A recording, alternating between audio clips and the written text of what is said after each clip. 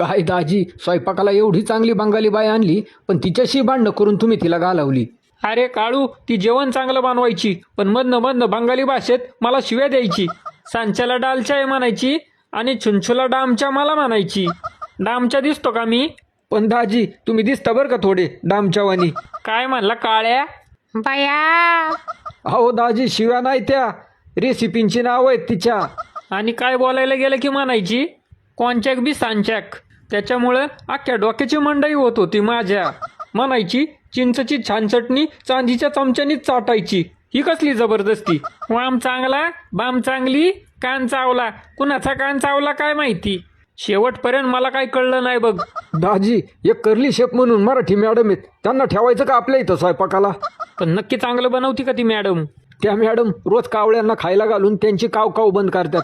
तुम्हाला खायला घालून तुमचं बुकणं का नाही बंद करणार?